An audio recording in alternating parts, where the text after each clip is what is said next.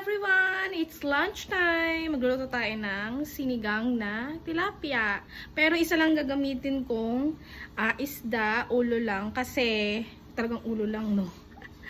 Kasi ako lang naman kakain. Yung anak ko yung sabaw sa gulay. Ayan. Kaya naman, guys, tara! Luto na tayo! Bahay kubo kahit munti, ang halaman doon ay sari-sari.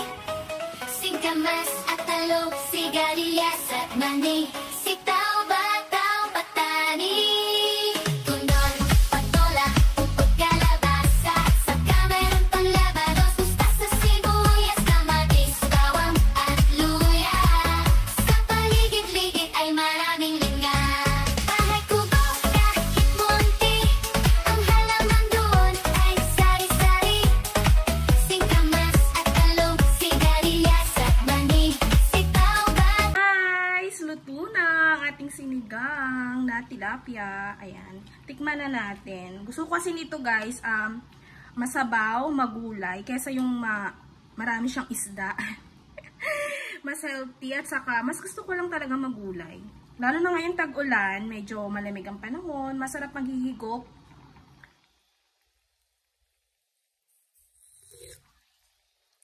Sarap niya. Gamit ko dito kalamansi. Hindi ako gumagamit nung nasa sachet na sinigang kasi mas gusto ko kasi na yung anak ko kakain siya ng natural na pampaasim. Yan. Bihira lang kasi kumain niya ng sinigang. Ayaw niya na sobrang asim. Pero ito masarap talaga. Pero pwede din kayong gumamit ng sinigang tuloy ng sampalok na sariwa. Yung talagang sampalok niya. Ayan. Ito siya, guys. Oh. Kaya ayan, naluto na. Kaya kain na. Sinong gutom na. Ayan, see you on my next video. Bye!